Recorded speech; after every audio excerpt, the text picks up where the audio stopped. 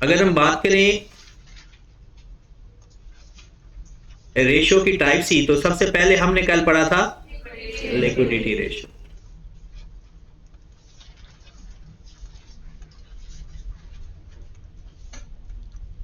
Liquidity ratio में दो ratio आती हैं, एक करंट रेशियो और दूसरी क्विक रेशियो। अगर सवाल के अंदर वो आपसे कहता है ना लिक्विडिटी रेशियो फाइंड करें, तो आपने एक करंट रेशियो उसको फाइंड करके देनी है। करंट रेशियो का फार्मूला क्या बनेगा? Current assets over current liabilities. Good, current assets over current liabilities. और अगर इसका आंसर आता है ना 2, तो हम इसको लिखेंगे 2:1। अगर इसका आंसर आता है 1.5, तो हम लिखेंगे 1.5:1। रेशियो 1 लाजमी लिखते हैं, क्योंकि आपको पता है इसके नीचे 1 तो होता ही है। इसका मतलब क्या होता है भला? ₹1 लायबिलिटी पे करने के लिए उस बिजनेस के पास ₹2 के करंट एसेट्स हैं, क्योंकि ऊपर एसेट्स है, नीचे लायबिलिटी है। उसके बाद अगर हम बात करें क्विक रेशियो की, क्विक रेशियो का एक और नाम भी है एसेट टेस्ट रेशियो, जिसका फार्मूला होता है करंट एसेट्स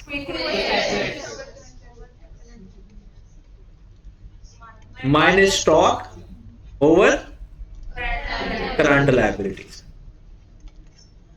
और आप इसको क्विक एसेट्स भी कह सकते हो। क्विक एसेट लिख दो या ये फार्मूला डायरेक्ट लिख दो, ये आपकी अपनी मर्जी है।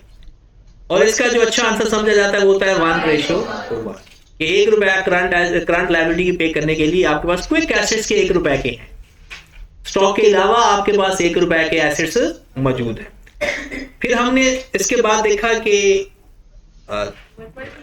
वर्किंग कैपिटल रेशियो वो सबसे ज्यादा इंपॉर्टेंट है।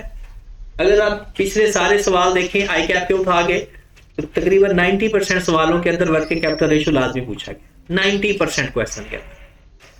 तो वर्किंग कैपिटल रेशियो के बारे में कितने फार्मूला सीखे? और अगर आपको टाइम कम है या मार्क्स कम है तो फिर कितने फार्मूले लगाएंगे? 4। तो मैं वो 4 लिखने लगा अभी। वर्किंग कैपिटल रेशियो,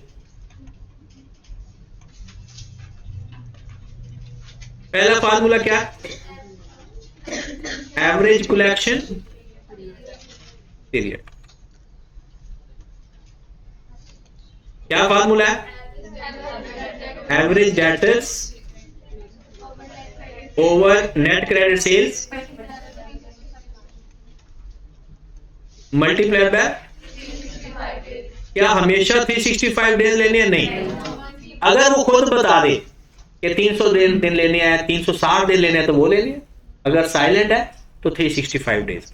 मैं अज्यूम करता हूं इसका आंसर आता है 60 डेज। अज्यूम ही किया। इसका मतलब है कि आप जो बिजनेस के जो डेटर्स है ना, जब हम उसको सेल करते हैं ना, वो नॉर्मली 60 दिनों बाद पैसे देते हैं। यानी जो आज हम सेल करेंगे उसके पैसे कितने दिन बाद मिलते हैं? 60 दिन बाद। अब आप उस बिजनेस को ज्वाइन करिए, ये थोड़ा प्रैक्टिकली चलते हैं। आपने आज उस बिजनेस को ज्वाइन किया और आपको वो कहता है जो ऑनर है कि भाई साहब ये जो 60 दिन है ना, ये किसी ना किसी तरीके से कम हो जाए, हमें जल्दी पैसे मिले। क्योंकि अगर जितना ज्यादा दिन होते हैं प्रोविजन फॉर बैड डेट्स उतनी ज्यादा हो जाती है। तो हम चाहते हैं प्रोविजन फॉर बैड डेट्स कम हो, तो हम चाहते हैं कि ये दिन कम करने हैं। बताएं कैसे करेगा? तो आपको बताया गया है, तो आप एक मैनेजर हो वहां के, या आपने इसको मैनेज करना है। तो आपके ख्याल में ये दिन कैसे कम हो सकते हैं जी? तो सबसे पहले आप अपने कस्टमर को कोई लालच दोगे, अर्ली पेमेंट डिस्काउंट। आप कहोगे कि भाई अगर आप 30 डेज के अंदर पैसे पे कर देंगे ना, तो हम आपको 2% डिस्काउंट देंगे। अब कहेंगे यार ये तो नुकसान है, हम तो 2% हमें कम पैसे मिलेंगे। भाई 30 दिन पहले भी तो पैसे मिल रहे हैं, और वही 30 दिन पहले पैसे लेकर आप इन्वेस्ट कर दो, आपको हो सकता है 3-4% ऊपर मिल जाए। और ये भी हो सकता है कि आपने किसी के पैसे देने हैं, लोन लेकर देने थे, तो अगर आप यहां 2% डिस्काउंट देकर पैसे अपने जल्दी ले लेते हो, तो वहां से आप लोन बच जाएगा, आपको इंटरेस्ट नहीं देना पड़ेगा। तो सबसे पहले अगर आपने एवरेज कलेक्शन टाइम को कम करना है ना, तो उसका सबसे पहला काम क्या है? क्या करोगे? आप offer incentive to customer, offer incentive on early payment.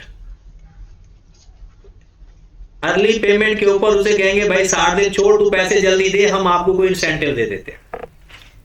वो बेस्ट अर्ली पेमेंट डिस्काउंट ही होता है, तो ज्यादातर बुक्स के अंदर इंसेंटिव का लफ्ज इस्तेमाल होता है। दूसरे नंबर पर क्या करेंगे, कैसे ये दिन कम करेंगे, लिमिट लगा देंगे। या आप ऐसा करो कि ट्रेस करो, ट्रेस ऑफ डिफॉल्टर कस्टमर, और जो पैसे नहीं दे रहे या जो डिफॉल्ट है, जिसके बारे में कोई प्रॉब्लम है, उनको ट्रेस करो और उनको दोबारा सेल ही ना करो। अब इससे क्या होगा कि वो जो ज्यादा दिन लटकाते थे ना एवरेज, क्योंकि हमने तो ओवरऑल डेटर लेने हैं ना, वो जो ज्यादा लटकाने वाले डेटर्स हैं ना, हमने उनको वैसे ही रिमूव कर दिया आने वाले सालों में। और वो जो ज्यादा लटकाने वाले कस्टमर थे, हम उनको सेल ही नहीं कर रहे।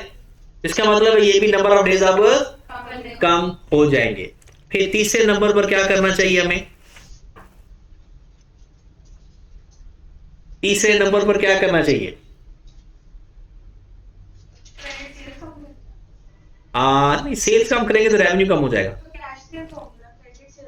नहीं, प्रॉब्लम ये है ना कि अगर हम कैश सेल करेंगे ना तो वो कुछ चीज और से खरीद लेगा, ऐसा भी तो डर है ना। ऐसा करते हैं कि हम गारंटीड सेल्स करना शुरू कर देते हैं। गारंटीड सेल्स से क्या फायदा होगा कि वो कोई, हम उससे कोई गारंटी ले लेंगे, कुछ चीज उसकी अपने पास रख लेंगे। अब उसको भी पता होगा कि यार मैं इसको पैसे दूं और अपनी चीज वापस ले लूं।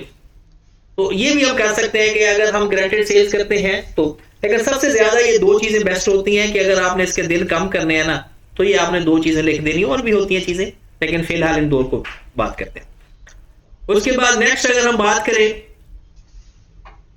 हमने पढ़ा collection payment period, average payment time.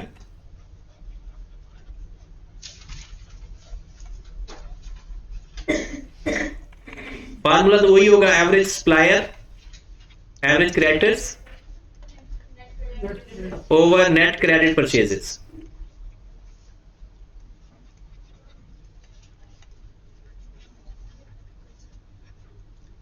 Multiply by 365। इसके सपोज 40 डेज हैं, हम चाहते हैं दिन थोड़े बढ़ जाए। हम क्या चाहते हैं, दिन थोड़े बढ़ जाए। दिनों को बढ़ाएंगे कैसे, दिनों को बढ़ाने का क्या तरीका होगा, bargaining with the supplier to extend their credit terms. सबसे अच्छी चीज है बारगेनिंग विद द सप्लायर, उसके साथ बात करें तो उससे टाइम मांगो, क्योंकि बेसिकली हम क्या सही करने जा रहे हैं, अपना cash operating cycle. Cash operating cycle कम करने का क्या तरीका है, कलेक्शन और होल्डिंग टाइम कम करो और पेमेंट पीरियड ज्यादा करो। तो क्यों ज्यादा करेंगे, नंबर 1 किस तरह से ज्यादा किया जा सकता है, bargaining with supplier to extend credit terms बोलते हैं इसको। क्रेडिट टाइम को क्या बोलते हैं, क्रेडिट। इसका एक नुकसान भी है, क्रेडिट टर्म्स का बढ़ाने का एक नुकसान है कि इट मे बी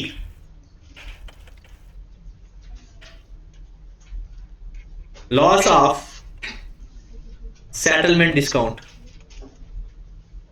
तो भाई हम जल्दी पैसे नहीं दे रहे तो सेटलमेंट डिस्काउंट में नहीं मिलेगा हमें, तो ये इसका लॉस हो सकता है कि अगर हम ज्यादा क्रेडिट पीरियड मांगेंगे तो हो सकता है फिर वो कहेंगे ठीक है आप पैसे पूरे देना, तो हमें कैश डिस्काउंट नहीं मिल सकेगा। एक और भी नुकसान है,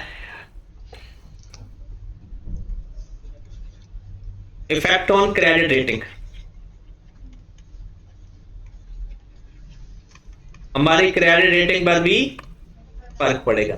ये ना रेटिंग होती है प्रॉपर, ट्रिपल ए, फिर डबल ए, फिर ए, फिर ट्रिपल बी, सी, डी, डी तक जाती है। डी तो डिफॉल्टर में चला जाएगा ना।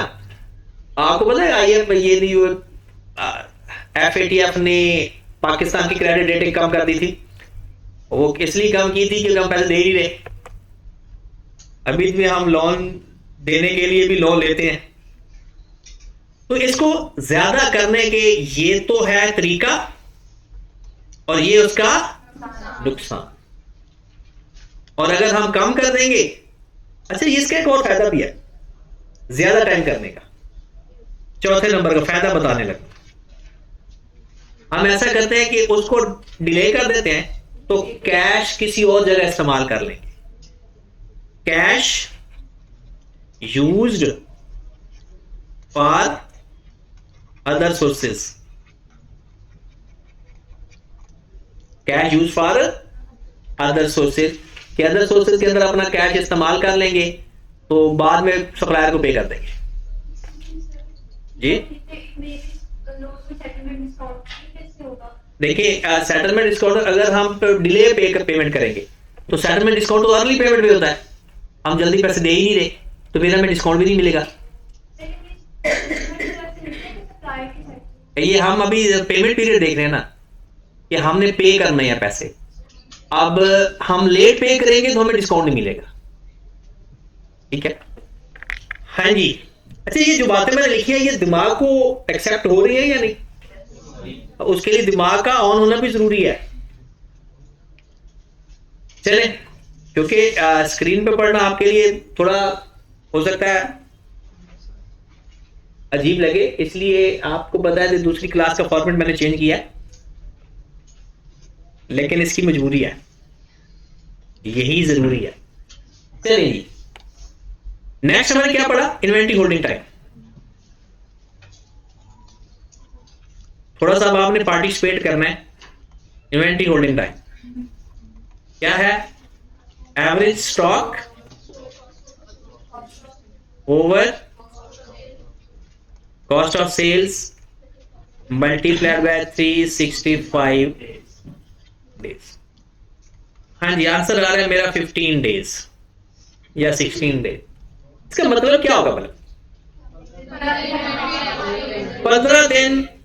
नॉर्मली हमारा स्टॉक जब हम खरीदते हैं हमारे पास रहता है, उसके बाद बिकता है।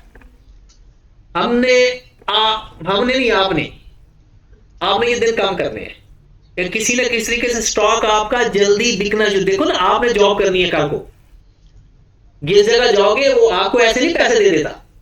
आपने जाते ही कुछ ना कुछ दिखाना भी है। सबसे पहले उसकी रेशो उठाओ, चेक करो किस रेशो में प्रॉब्लम है। जिसकी रेशो पहले ठीक है उसको छेड़ने की जरूरत ही नहीं है, उसी पॉलिसी पर काम करो। जो रेशो खराब है उसको सही करने का तरीका आपको आना चाहिए। जैसे उसका होल्डिंग टाइम 30 डेज है, 70 डेज है, 50 डेज है। आप चाहते हो 15 दिन पे आ जाए, 10 दिन पे आ जाए, 5 दिन पे आ जाए। सबसे पहले आपने अगर ये कम करने दिन, तो आपके ख्याल में इसी हालत में जब आप क्या करोगे? एडवर्टीजमेंट करोगे, खर्चा भी आएगा, फिर ये भी ख्याल रखना है। एडवर्टीजमेंट करोगे, चलो और एक एडवर्टीजमेंट हो गया। ट्रेड डिस्काउंट ऑफर करेंगे। कैश डिस्काउंट होता है जो चीज सेल होगी वो पैसे मिलने हैं। ट्रेड डिस्काउंट होता है कि चीज की कीमत थोड़ी कम कर देंगे। तो आप सबसे पहले इसको कम करने के लिए ना, number 1 offer trade discount. Trade discount पे काम करो। 1 get 1 फ्री, या धोखा दो लोगों को। कैसे धोखा दिया जाता है? यह भी एक डीम्ड एडवर्टीजमेंट। जैसे मैं अगर आपको अपनी एग्जांपल दूं, पहले भी मैंने डिस्काउंट समझाते हुए ये बताया थी बात कि मैं मून मार्केट से वापस आ रहा था तो ना सामने ना बाटा नजर आया, तो वहां पर ये लिखा हुआ था बाय 1 get 1 फ्री। मैं खुश हो गया कि चलो एक शूज खरीदते हैं, 2 मिल जाएंगे। मैं गया और अच्छे से 2 शूज सेलेक्ट किए और उसको अगर इसका बिल बना दे तो उसने दोनों का बिल बना के दे दिया। और रश मेरी तरह सारे लोग आए हुए थे। मैंने कहा भाई साहब आपका बाहर वो बोर्ड लगा हुआ है। उसने कहा वो फटा पड़ा है, वहां है ये वाला काम, एक खरीदो एक फ्री, वहां से शूज जाकर सेलेक्ट करो। मैं वहां पर गया तो उनकी शक्ल ही ऐसी हो कि दिल ही न करे देखने का। तो मैंने अपनी वो इज्जत कायम रखने के लिए, वो क्या समझेंगे कि जी मैं खरीदूंगा नहीं, मैंने कहा चलो एक दे दो। तो ये एक धोखा था।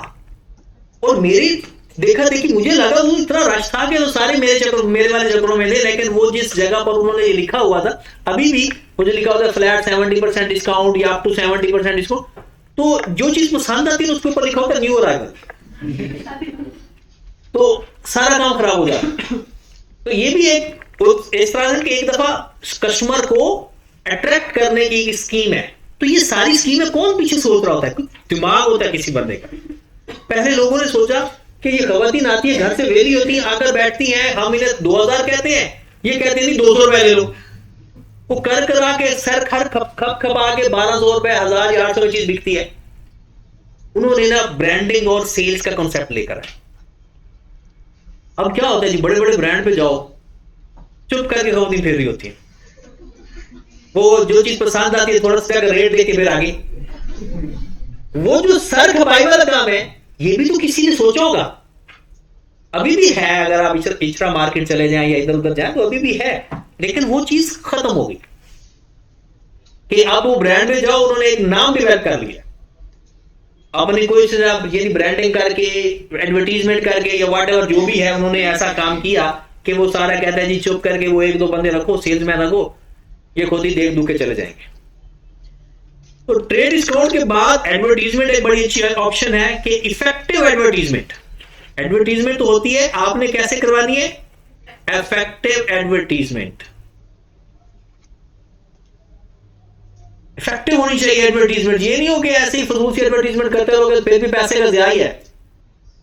जैसे यही अभी हम कहते हैं कि जो बड़ा सा लिख देते हैं 70% डिस्काउंट, लेकिन अगर 100 कस्टमर जाता है ना इस चीज को पढ़ के, तो कम से कम उनमें से 2-4 कस्टमर ऐसे होंगे जो न्यू अराइवल से भी चीज खरीदते होंगे, यानी कि ज्यादातर लोग खरीद लेते होंगे क्योंकि वो चीजें थोड़ी अच्छी नजर आ रही होती, और बाकी कुछ लोग होते हैं कि जो वहां से भी चीज खरीद लेते हैं।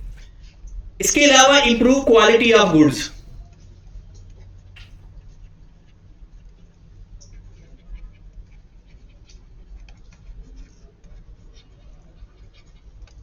क्वालिटी ऑफ गुड्स इंप्रूव करेंगे, जैसी बात है अगर पहले वाली क्वालिटी है जो नहीं बिक रही ना, चीज जल्दी नहीं बिक रही, तो आप क्वालिटी बेहतर करें, उसका स्ट्रक्चर, उसका डिजाइन बेहतर करें ताकि वो चीजें जल्दी आप इंप्रूव, उसको कहते हैं इंप्रूव सेलिंग पॉलिसीज।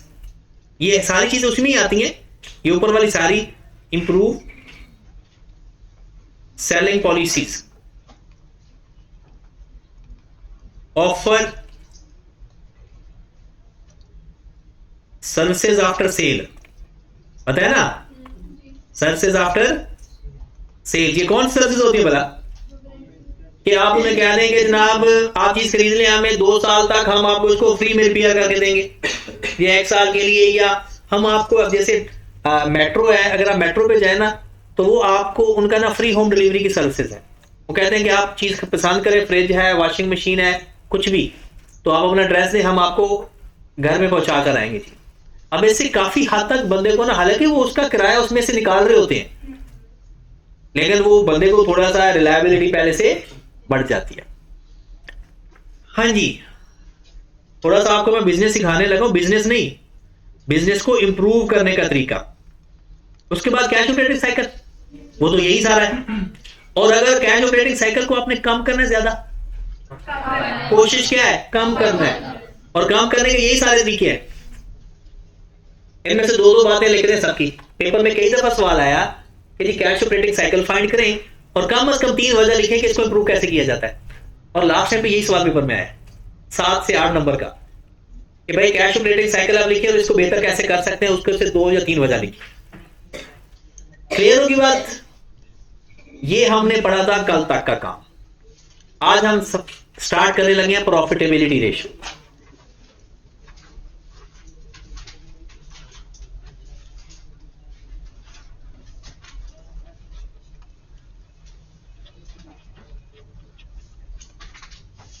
अगर वो कहे प्रॉफिटेबिलिटी रेशियो तो आपने कम से कम 4 रेशियो फाइंड करके देनी है, कम से कम। और बाकी रेशियो अगर वो नाम भी लिखो तो ठीक है, लेकिन अगर वो रेशियो का नाम लिखते तो फिर तो मजबूरी है हमारी। तो सबसे पहले होता है इसका ग्रॉस प्रॉफिट रेशियो।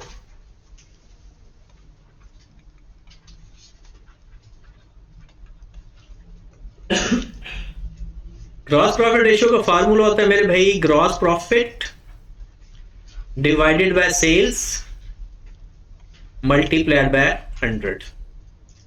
और बेस्ट कौन सा होना चाहिए? Higher is best. फिर उसके बाद है net profit ratio.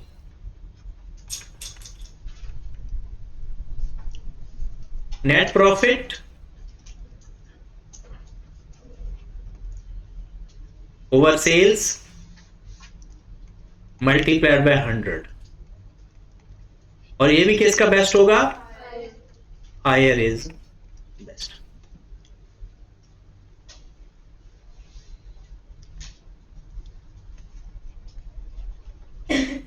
Return on capital employed.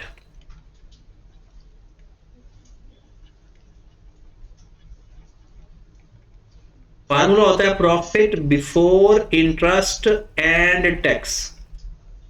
Profit before interest and tax divided by average capital employed.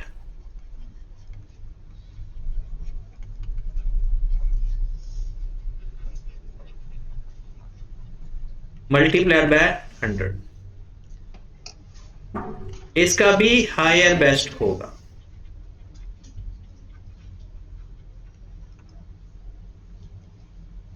उसके बाद है रिटर्न ऑन एसेट्स।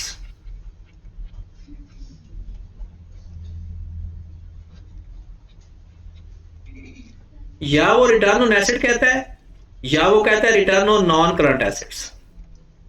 क्या बोलता है? रिटर्न ऑन एसेट बोलेगा या कहेगा return on non current assets. हाँ जी, इसका फार्मूला क्या होता है जनाब? Profit before interest and tax divided by total assets या नॉन करंट एसेट्स। अगर वो कहता है सिर्फ प्रॉफिटेबिलिटी रेशियो तो ये मिनिमम आपने 4 फार्मूले लिखने हैं, बाकी मैं अभी आपको बताता हूं, पहले इसको डिस्कस कर लें। यहां तक ओके है? फार्मूला लिखने में तो कोई परेशानी नहीं ना? इसमें नई चीज आपको क्या लगी है? Capital employed.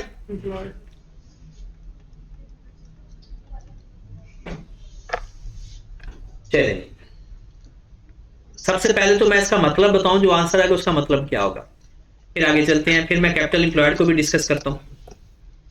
अच्छा, ये टोटल एसेट्स कब लगेगा और नॉन करंट एसेट कब लगेगा, इस पे डिपेंड करता है। अगर वो रिटर्न ऑन एसेट लिखेगा तो टोटल एसेट्स, और अगर वो return on non current asset लिखेगा तो नॉन करंट एसेट्स। अगर इसका आंसर आ गया ना 20% इन केस, इसका मतलब है हर 100 रुपए की सेल के ऊपर 20 रुपए का ग्रॉस प्रॉफिट होता है। क्या मतलब है इसका? Company earn ₹20 on each sale of ₹100। यानी कंपनी अगर 100 रुपए की, हर 100 रुपए की सेल के ऊपर उसे 20 रुपीज का ग्रॉस प्रॉफिट होता है। और अगर इसका आंसर आता है 10%, तो इसका क्या मतलब होगा? हर 100 की सेल के ऊपर नेट प्रॉफिट 10%।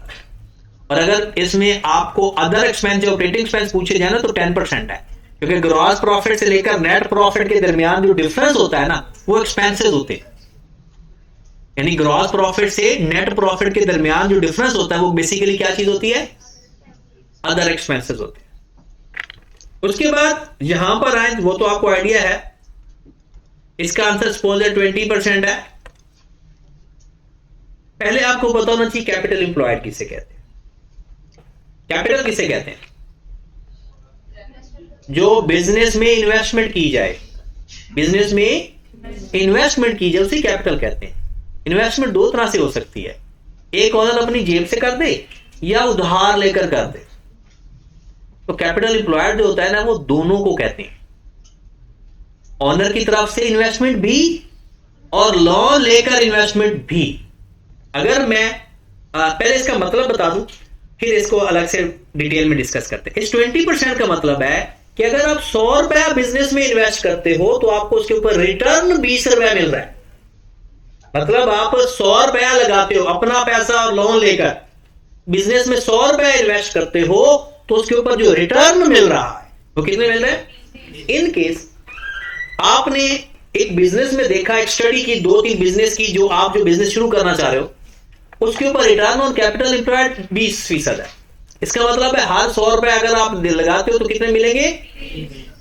एक बैंक कहता है मैं आपको 25% देता हूं, आप मुझे पैसे दे जाएं, तो आप बिजनेस करोगे या बैंक में जमा करवा दोगे।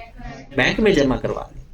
तो रिटर्न ऑन कैपिटल एम्प्लॉयड का मतलब है आप जितना पैसा लगाओगे सालाना आपको 20% हर 100 रुपए के ऊपर, मतलब ओवरऑल जितना आपने कैपिटल लगाया उसका 20% आपका रिटर्न है। फिर रिटर्न ऑन एसेट का क्या मतलब है। अगर ये 15% आया तो आप 100 रुपया एसेट खरीदने पे लगाते हो, उसके ऊपर रिटर्न कितना मिलता है 15 रुपए। हर 100 रुपया नॉन करंट एसेट में इन्वेस्ट करने से आपको उसके ऊपर रिटर्न जो मिल रहा है वो कितना है 15 रुपए। मतलब आप कैपिटल यदि खरीदते हो, प्लांट मशीनरी वगैरह, तो पैसा लगाते हो ना, उस पैसे को देखो कि जितना पैसा आपने लगाया क्या मकसद होता है कि आपको उसको इस्तेमाल करोगे, फिर सेल होगा, आपको फायदा होगा। वो कहते हैं जितना पैसा आप लगाते हो हर 100 रुपए के ऊपर आपको कितना फीसद मिल रहा है 15%, यानी ओवरऑल 15% उसके ऊपर आपको रिटर्न मिल रहा है। ये तो इसका मैंने मतलब बताया। फिर जिसका कम होगा उसको ज्यादा कैसे करना है, जिसका ज्यादा है उसका कैसे ज्यादा है, ये चीजें हमने सीखनी है इस चैप्टर के अंदर। मतलब एक का यानी लोग कुछ ऐसे होते हैं वो अपने सही तरह एसेट्स यूटिलाइज ही नहीं करते। अब मैं आपको एक सादा सी बात बताता हूं, ये मैं इसके बाद फिर कैपिटल एम्प्लॉयड भी सिखाता हूं आपको। सपोज दैट यहां पर ये एक जमीन है, इस जमीन पे एक फसल काश्त की गई है, सपोज दैट गंदम है, ठीक है, और इसकी जो एवरेज प्रोडक्शन होगी सपोज दैट 50 मन कर लेते हैं, 50 मन इसकी प्रोडक्शन है। और इस 50 मन से सपोज दैट इसको आपने, मैं अज्यूम कर रहा हूं 100 रुपीज के हिसाब से सेल करते हो तो आपको कितना रेवेन्यू मिल गया टोटल 5000। अब एक नया बंदा जाता है, उसने देखा कि जब गंदम का हम बीज बोते हैं ना तो तकरीबन ये 2 महीने तक ना ये बहुत बड़ी फसल नहीं होती है, अभी छोटी छोटी होती है। और इसने साथ ये भी देखा कि अगर मैं 2 महीने में ना, एक फसल होती है प्याज, अगर मैं वो प्याज बीता वो 2 महीने में तैयार हो जाता है। अब वो क्या करता है, गंदम भी बीज देता है और गंदम के साथ प्याज भी बीज देता है। ये अक्सर होता भी है, प्रैक्टिकली मैं बता रहा हूं।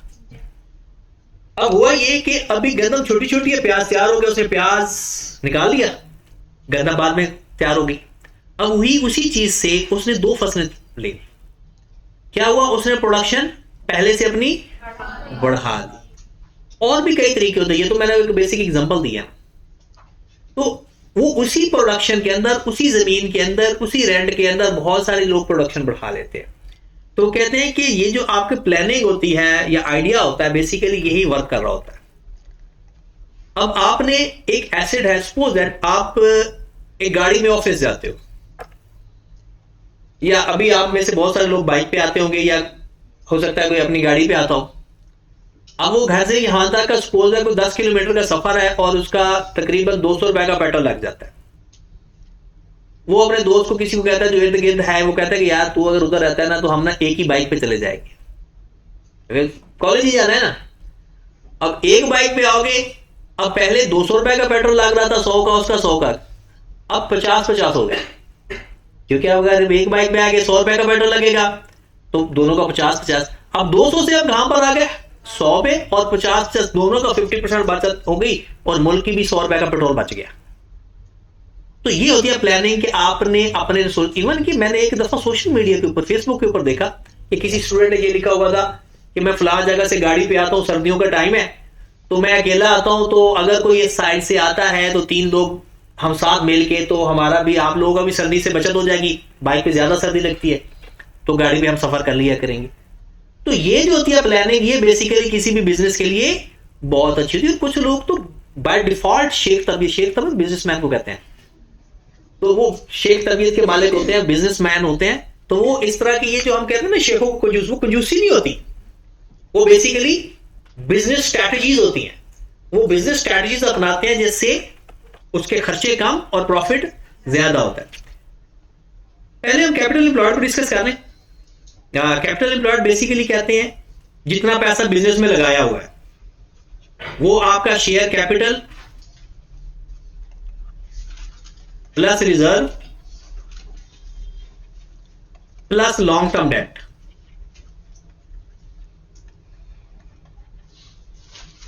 ये जो रिजर्व होता है ना, ये क्या होता है, इसमें बेसिकली प्रॉफिट होता है माइनस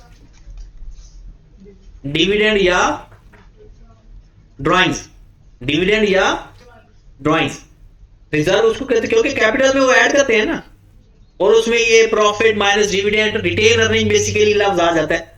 रिटेन अर्निंग आ जाए, लफ्ज रिजर्व आ जाए, तो ये बेसिकली रिजर्व में प्रॉफिट ऐड हुआ होता है, डिविडेंड माइनस हुआ होता है। ये होता है बेसिकली ये कैपिटल एम्प्लॉयड होता है।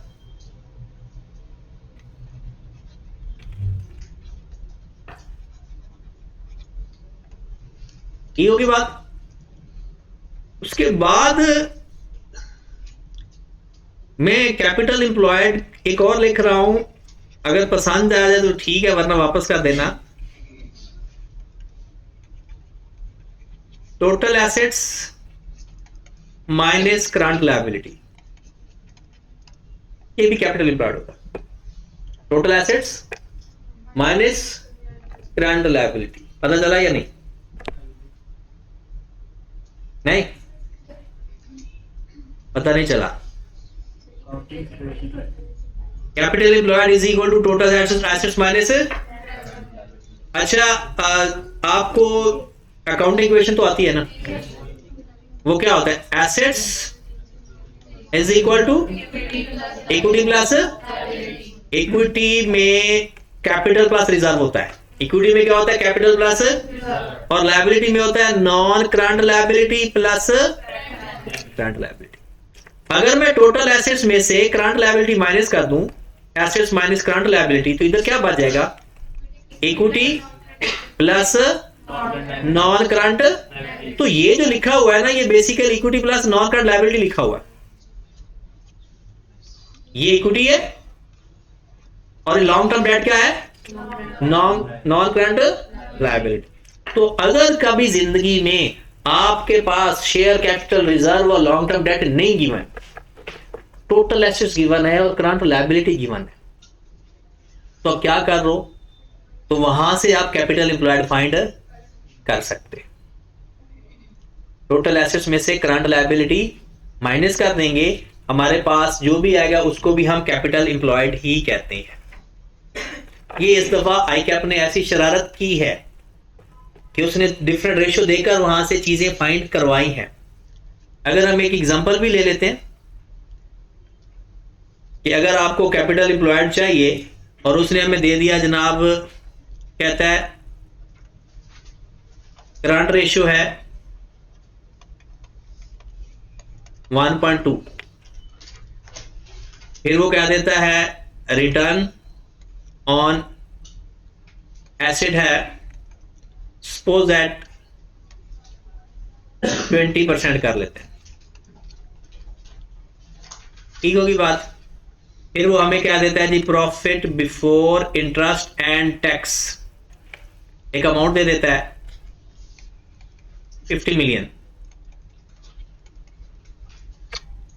कहता है आपके पास करंट एसेट्स जो हैं वो हैं आपके पास, सपोज कर लेते हैं 30 मिलियन। कहता है आप बता सकते हो कैपिटल एम्प्लॉयड कितना है? हाँ जी, दिमाग जाग रहा था आगे अभी आपका, तो आप इजीली बता सकते हो, बट अगर बस लिखी जा रहे हो तो फिर तो मुश्किल है। फाइंड कर सकते हो, इस गिवन इंफॉर्मेशन से कैपिटल एम्प्लॉयड फाइंड किया जा सकता है या नहीं? देखें, करंट रेशियो से करंट लायबिलिटीज फाइंड हो जाएंगी। करंट रेशियो से, और यहां से आपके टोटल एसेट्स फाइंड हो जाएंगे, और इन दोनों को माइनस करेंगे तो हमारे पास कैपिटल एम्प्लॉयड आ जाएगा, क्योंकि कैपिटल एम्प्लॉयड का फार्मूला भी तो पड़ा है, टोटल एसेट्स माइनस। आप देखिएगा जरा, करंट रेशियो का फार्मूला आता है आपको, current assets over is equal to 1.2। Current asset आपके गिवन है 30 million, 30 over current liability is equal to 1.2। तो करंट लायबिलिटीज आ सकती है यहां से कितनी, 25, 30 ओवर 1.5 1.2। अब यहां पर है जरा, रिटर्न ऑन एसेट्स का फार्मूला क्या होता है, return on profit before interest and tax divided by total assets. Return on assets आपके पास है कितने पर, 20%। Profit before interest and tax कितना है, 50 ओवर टोटल एसेट्स। लो जी, यहां से टोटल एसेट्स आपके आ जाएंगे 50 ओवर 0.2, 250, और 250 minus 25, total assets minus current liability, capital employed. तो ये जो चक्कर होते हैं ना, ये आपको लाजमी आने चाहिए, यानी वो जिंदगी के सारे चक्कर जो पहले आप देकर आए हो, अब आई कैप ने वो वापस करने हैं सारे, तो वो सारे चक्कर आपने सीखने हैं इस तरह से कि वो आपको इंफॉर्मेशन देगा, कंफर्म आपको पता होगा, लेकिन उस वक्त समझ नहीं लग रही होती बस। ऐसे कैपिटल एम्प्लॉयड क्लियर हुआ, किसके बराबर होता है, कैपिटल एम्प्लॉयड किसके बराबर होता है, equity plus long term debt, या total assets minus current liability. अच्छा, प्रॉफिटेबिलिटी रेशियो को अगर हम थोड़ा सा मजीद इसको समराइज करें, तो प्रॉफिटेबिलिटी रेशियो में ये 4 तो आपने लाजमी लिखने हैं। अगर इसके अलावा वो खुद नाम बता दे तो नाम से लिख देना। कोई नोट तो नहीं कर रहा था, हो गया, बता दिया करें। अगर नाम से बता देगा तो ठीक है, वरना मैं कुछ रेशियो लिख देता हूं, इससे आप आइडिया लगा लेना। अगर वो कहता है return on equity, return on equity, क्या नाम से आप फार्मूला बना सकते हो, रिटर्न ऑन इक्विटी। रिटर्न किसको कहा जाता है, प्रॉफिट को। रिटर्न ऑन इक्विटी का मतलब है profit over equity, profit over. तो लेकिन प्रॉफिट यहां पर कौन सा लिखते हैं, बस ये ख्याल रखना है, इसमें लिखते होते हैं प्रॉफिट आफ्टर टैक्स। बहुत कम जगह है जहां पर प्रॉफिट आफ्टर टैक्स लिखा जाता है, जिसमें एक रिटर्न ऑन इक्विटी है माइनस प्रेफरेंस शेयर्स का डिविडेंड। ये सवाल के अंदर बताया होगा, over average equity multiplied by equity किसके बराबर होता है भला, share capital plus reserve. Equity किसके बराबर होता है, शेयर कैपिटल प्लस। मैं अभी भी इसकी डिटेल में नहीं जा रहा, उसकी वजह यह है कि इक्विटी का पूरा चैप्टर हम पढ़ेंगे तो फिर आपको पता चल जाएगा इक्विटी में क्या क्या आता है, इसलिए अभी टाइम जाया करने की जरूरत नहीं है।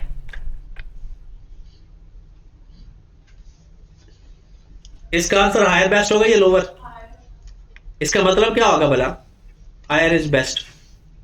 अगर इसका आंसर आता है 12%, इसका मतलब क्या है, हर 100 रुपया इन्वेस्टमेंट के ऊपर 12 का रिटर्न मिल रहा है। और पिछले में कैपिटल एम्प्लॉयड में क्या था, कैपिटल एम्प्लॉयड में ओनर का पैसा भी और लॉन्ग टर्म डेट भी, दोनों की इन्वेस्टमेंट के ऊपर मिलता था, और ये सिर्फ ओनर का पैसा। वो आपसे कॉस्ट ऑफ सेल रेशियो पूछ सकता है।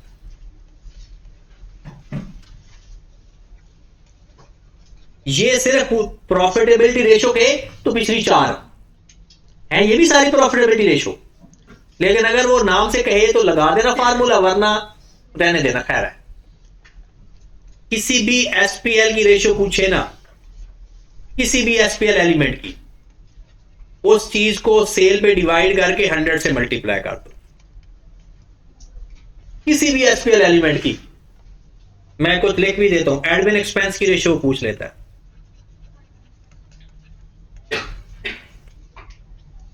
तो क्या फार्मूला लिखेंगे भला, admin expense over sales. Multiplied by 100। Clear होगी बात?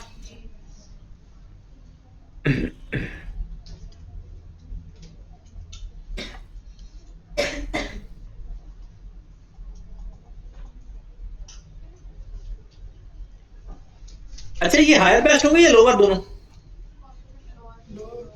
ये लोअर बेस्ट होंगी, क्योंकि जितनी लोअर एक्सपेंस आते हैं उतना फायदा होगा। Lower is best.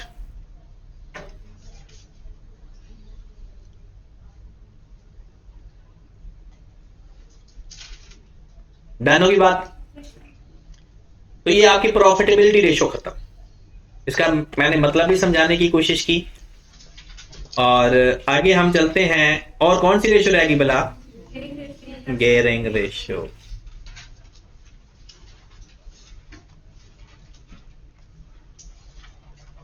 बुक्स ले ली है सब? नहीं अभी ले लें बुक्स, और कोशिश करना कि अगर ज्यादा बड़ी बुक है ना तो उसकी 2 बाइंडिंग करवा लेना। हाँ, ये बेहतर है, क्योंकि वो उससे फायदा ये हो जाएगा कि भारी नहीं होते इस सब, क्योंकि हमने सारे चैप्टर इकट्ठे तो पढ़ने नहीं होते। गियरिंग रेशियो के नाम सुन लें। इसको सॉल्वेंसी रेशियो भी कहते हैं।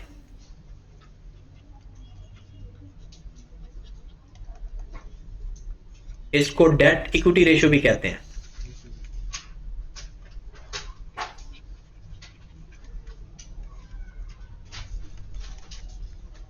इसको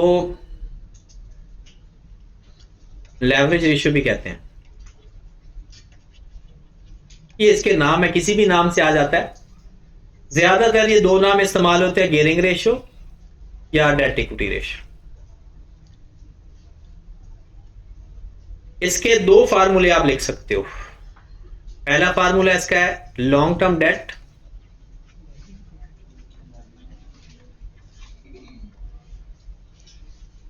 divided by equity. Long term debt divided by equity, या लॉन्ग टर्म डेट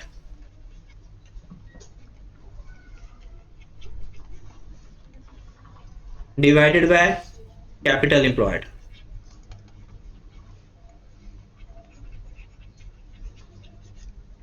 दोनों में फर्क क्या है? इक्विटी और कैपिटल एम्प्लॉयड में इक्विटी के अंदर है कैपिटल प्लस रिजर्व, और कैपिटल एम्प्लॉयड के अंदर है capital plus reserve plus long term date. यानी अगर आप इक्विटी लिखोगे तो कौन से सिर्फ 2 चीजें प्लस करके लिख दोगे, और अगर आप लॉन्ग कैपिटल एम्प्लॉयड लिखोगे।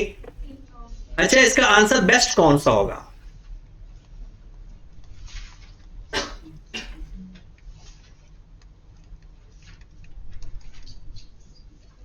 हंड्रेड रेशो 100 या 50 रेशो 50। इसका मतलब पता है क्या है?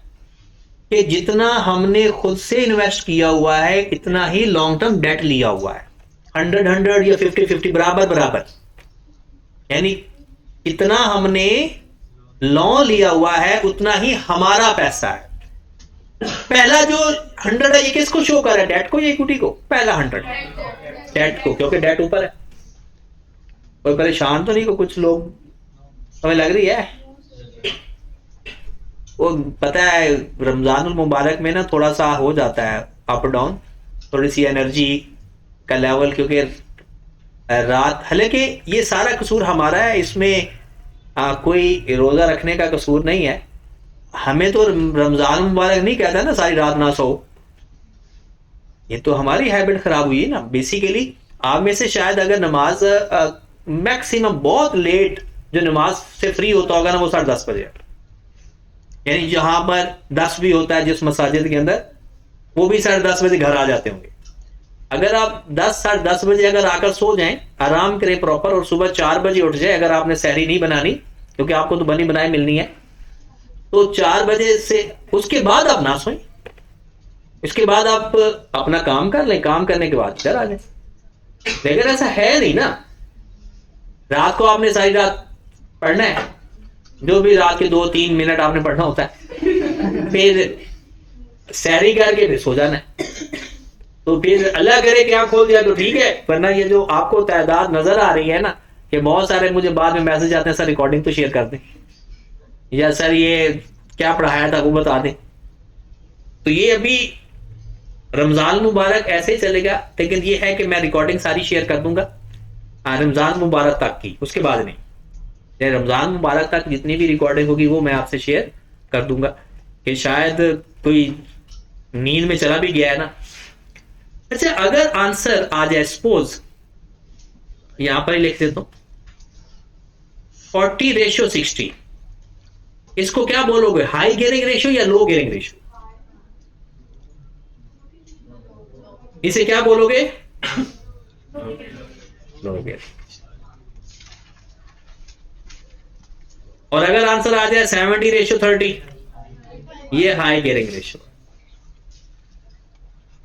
क्योंकि जिसका लॉन ज्यादा है उसकी गियरिंग रेशियो ज्यादा समझी जाती है। मतलब 40:60 है तो लो गियरिंग रेशियो, 70:30 है तो हाई गियरिंग रेशियो। अच्छा, रेशियो कौन सी बेस्ट है, हाई गियरिंग या लो गियरिंग? कौन सी रेशियो बेस्ट है?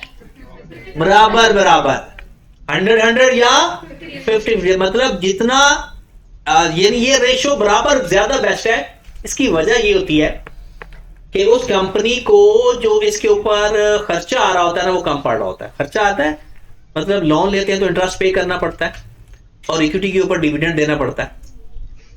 तो अगर आप लोन ज्यादा लोगे तो इंटरेस्ट बढ़ जाएगा, डिविडेंड कम हो जाएगा, और अगर इक्विटी ज्यादा होगी तो डिविडेंड ज्यादा देना पड़ेगा, इंटरेस्ट कम होगा। तो फिर ऐसी कौन सी जगह है कि हमारा जहां पर ये दोनों को प्लस करें तो खर्चा कम से कम है? वो ये रेशियो है कि आप ये आगे जाकर आप ना एमएफए के अंदर प्रूव भी कर लोगे, कॉस्ट ऑफ कैपिटल का एक चैप्टर है, वहां पे जाके ये कैसे बराबर, अगर ये लो गियरिंग पर भी ज्यादा आता है, दोनों को प्लस करते हैं तो हाई गियरिंग में भी ज्यादा आता है, और जहां ये बराबर बराबर होता है ना, वहां पर कॉस्ट ऑफ कैपिटल कम से कम होता है। तो इसलिए बेस्ट ये समझा जाता है। लेकिन अगर आपसे ये पूछा जाए कौन सी कंपनी मजीद लोन ले सकती है, तो वो कौन सी कंपनी होती है जो मजीद लोन ले सकती है, हाई गियरिंग या लो गियरिंग? लो गियरिंग। और कौन सी कंपनी को कोई लोन नहीं देगा? हाई गियरिंग को। क्योंकि इक्विटी आपको पता है नेट एसेट्स होते हैं।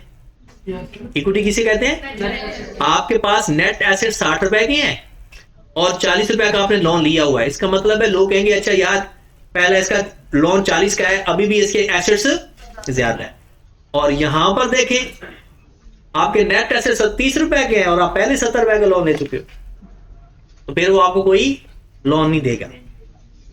तो ये दो ही फार्मूले हैं गियरिंग रेशियो के, बस। नेक्स्ट बताएं फार्मूला, इंटरेस्ट कवर रेशियो। ये अलग से ही है, ये जो मैं बातें कर रहा हूं ना, ये फार्मूला इंपॉर्टेंट नहीं है लिखना, आपको ये इंपॉर्टेंट लगता है, ये तो किताब में भी लिखा हुआ है। ये जो बातें हम करते हैं ना, ये बड़ी इंपॉर्टेंट है, ये गौर से सुनने वाली है। इसको आपने अपने दिमाग में किसी न किसी तरीके से प्रिंट करना है। इंटरेस्ट कवर रेशियो क्या फार्मूला होता है इंटरेस्ट कवर रेशियो का? Interest expense, sorry profit before interest and tax divided by interest expense for the year.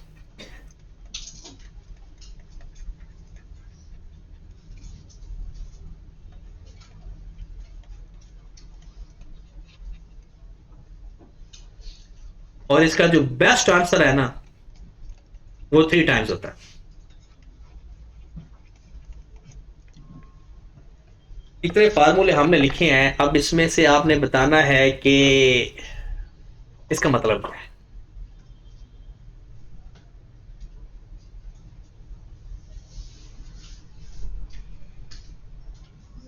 इसका मतलब क्या है?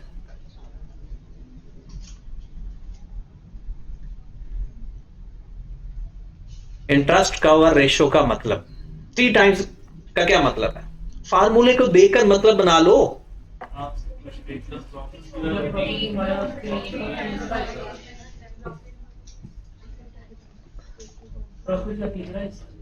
प्रॉफिट का तीसरा हिस्सा हमारा एक्सपेंस है, इंटरेस्ट एक्सपेंस है, ठीक है। और कोई और इसी अल्फाज बेहतर अल्फाज बना दे या थोड़े से चेंज करके बताएं।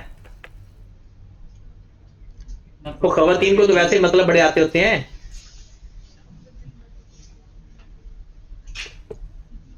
प्रॉफिट यहाँ 3 गुना ज्यादा होना चाहिए इंटरेस्ट। हाँ, प्रॉफिट 3 गुना इंटरेस्ट से ज्यादा होना चाहिए। क्या आपका इंटरेस्ट एक्सपेंस है ना अगर 100 रुपए, तो आपका प्रॉफिट कितना होना चाहिए? 300 रुपए। ये बेस्ट समझा जाता है। तो इंटरेस्ट कवर रेशियो जो होती है वो कितनी बेस्ट होती है? 3 टाइम्स ऑफ इट्स प्रॉफिट। कि मतलब आपका प्रॉफिट 3 टाइम होना चाहिए आपके इंटरेस्ट एक्सपेंस से। अगर इससे कम होगा तो फिर आपको लोन लेने में प्रॉब्लम होगा, क्योंकि आप अपना इंटरेस्ट पे करोगे, फिर टैक्स भी पे करना है, बाकी खर्चे भी हैं, डिविडेंड भी देना है। तो ये इससे ज्यादा हो तो ठीक है, ये एट लीस्ट है। ये 3 टाइम क्या है? At least. तो अगर आपसे कोई पूछे कि इंटरेस्ट कवर रेशियो का मतलब क्या है, तो उसका मतलब यह है कि अगर 3 टाइम है ना, तो आपका प्रॉफिट आपके इंटरेस्ट का 3 गुना है। आपका प्रॉफिट आपके इंटरेस्ट से कितना ज्यादा है? 3 टाइम्स है उसका। तो अगर इसका आंसर आता है 2 टाइम, तो इसका क्या मतलब है? आपका प्रॉफिट इंटरेस्ट का 2 टाइम है। तो अगर ये आता है 4, तो 4 टाइम है। तो कम से कम कितना होना चाहिए?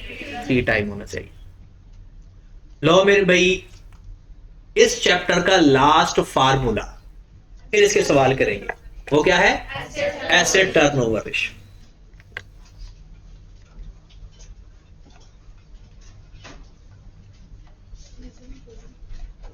अच्छा, जिस फार्मूले के अंदर रिटर्न होगा ना, उस फार्मूले के अंदर प्रॉफिट होगा, रिटर्न। और जिसके अंदर टर्नओवर होगा ना, टर्नओवर बोल किसको कहते हैं? Debtors, creditors, debtor turnover, credit turnover, stock turnover. और ये भला क्या है? एसेट टर्नओवर को दूसरा नाम लिखें तो और ज्यादा आपको जल्दी समझ लगेगी, लेकिन पेपर में वो ये पूछेगा। या इसका नाम होता है sales ratio capital employed. Sale ratio इसका दूसरा नाम है, क्योंकि इसका फार्मूला होता है sales over capital employed.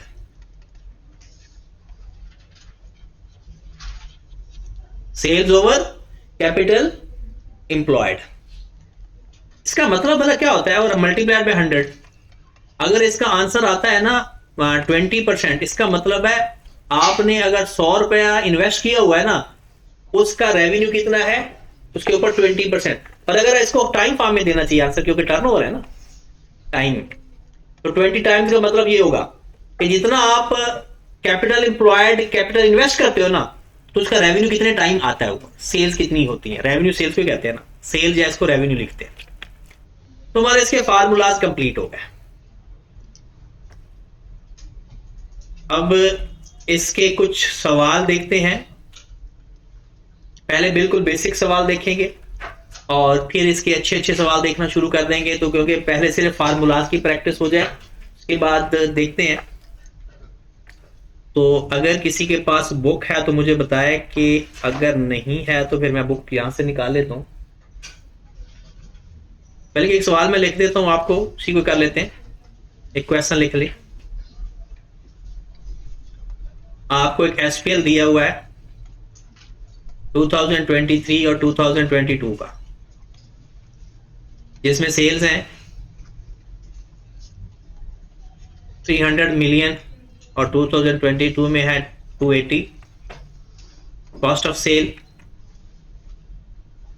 Rupees in million है, यही समझ के कर रहे हैं हम। कॉस्ट ऑफ सेल है 250 और यहां पर कर लेते हैं 240। हमारे पास ग्रॉस प्रॉफिट आ जाएगा इसका 50 और इसका 40। फिर ऑपरेटिंग एक्सपेंस हैं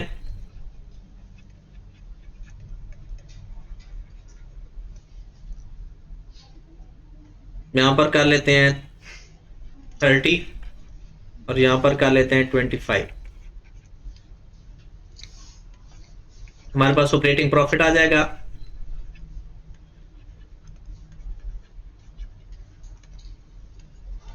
20 और यहां पर 15। फिर हम क्या देते हैं जी? इंटरेस्ट है हमारा 5 है और 2 है, और फिर टैक्स है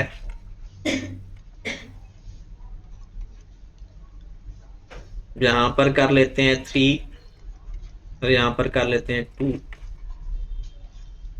तो ये हमारा आ जाएगा प्रॉफिट आफ्टर टैक्स। ये 15 आ गया और ये कितना आ गया 11। ये सपोज दैट एक हमें एसपीएल गिवन है, साथ हमें स्टेटमेंट ऑफ फाइनेंशियल पोजीशन भी बना लेते हैं।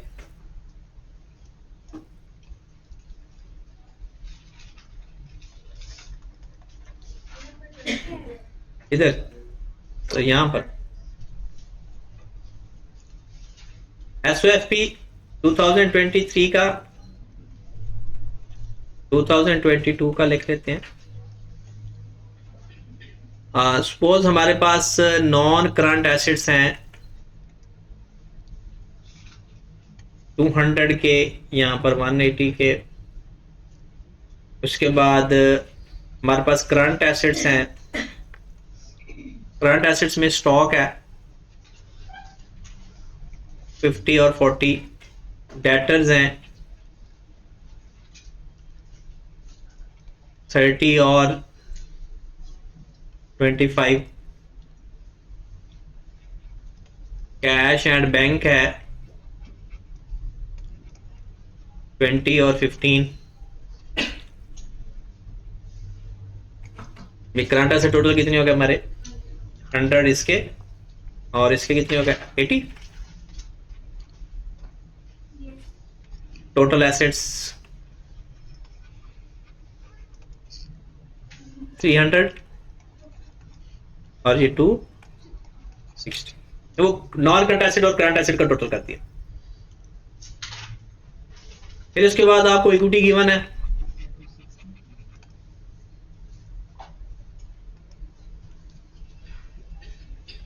इक्विटी के अंदर शेयर कैपिटल है जनाब,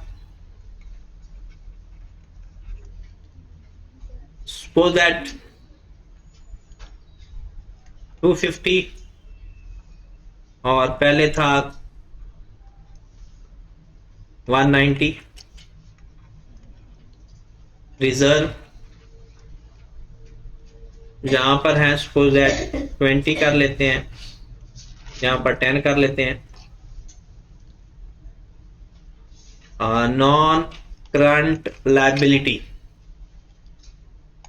यहां पर 10 कर लेते हैं और यहां पर भी 10 ही कर लेते हैं। करंट लायबिलिटी इसको 300 पूरा करना है और इसको 260 पूरा करना है, तो कितना लिख दें फिर करंट लायबिलिटी में 250, यहां पर 50 आ जाएगा 20। चलें, ये आपको इस तरह से 2 सालों का डाटा दिया हुआ है और आपसे कहा जाता है कि आप ऐसा करो कि 2023 की ना सारी रेशो फाइंड करके डाटा लिख लिया ना। अभी वो नहीं कहते, अब वो कम रेशो पूछता है, लेकिन एक दफा उसने ऐसा ही किया था। उसने लिक्विडिटी रेशो, प्रॉफिटेबिलिटी रेशो और वर्किंग कैपिटल रेशो 3 रेशो उसने पूछ ली। और 3 रेशो में आप देख ले, और गियरिंग रेशो भी, गियरिंग रेशो का एक ही फार्मूला लगाना है, दोनों ऑप्शन है, लगाना है कि फार्मूला है। अगर 4 रेशो में जितने जितने फार्मूले थे वो सारे इस्तेमाल हुए थे। लेकिन हम फिलहाल, आपने सवाल लिख लिया, क्योंकि मैंने फिर सवाल स्क्रीन आगे पीछे हो जाएगी, तो ये सवाल आप लिख ले, क्योंकि सवाल आपने बताना है, मैं सिर्फ वो लिखता जाऊंगा। जी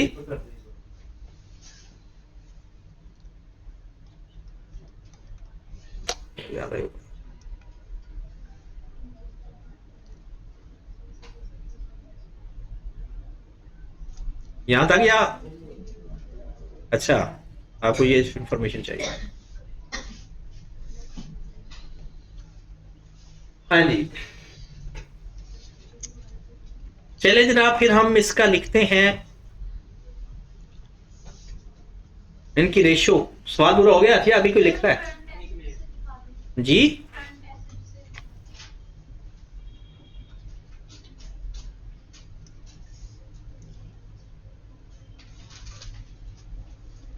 सवाल लिखो, फिर इसका हम हल निकालते हैं। हल नहीं निकालते हैं, बल्कि ये इसका हल आपने निकालना है। मैं इसको 1-2 फार्मूले आपको करवा देता हूं, लिख लिया या अभी भी लिख रहे हो?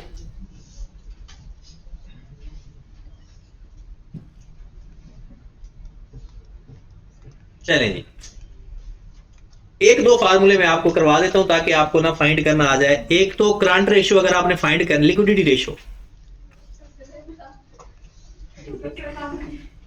नहीं मैंने तो तरीका सिखाना है ना, सारे सबसे आसान है। अगर वो लिक्विडिटी रेशियो पूछे तो आपने दो रेशियो बतानी है।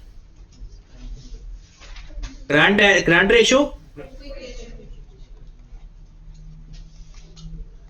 इसका फार्मूला होगा करंट एसेट्स ओवर, आप ऐसा दें अपने जाएं अपने अपने वो करंट एसेट्स कितने, 2023 का बताना है बस 2023 का करंट एसेट्स कितने हैं ओवर करंट लायबिलिटीज 20। कितना आंसर आ गया? 5:1। और क्विक रेशियो की अगर हम बात करें तो अब 100 में से स्टॉक निकाल दें। स्टॉक कितना का ओवर 20, तो रेशियो कितनी बन गई? 2.5 रेशियो 1। बात समझ लगी ना? हाँ, ये यहां पर थोड़ा सा इशू आ सकता है आपको। डेटर टर्नओवर रेशियो निकालते हैं।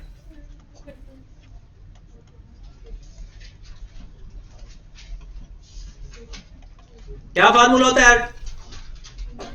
Net credit sales over average debtors multiplied by, बल्कि इसका आंसर टाइम्स में आता है।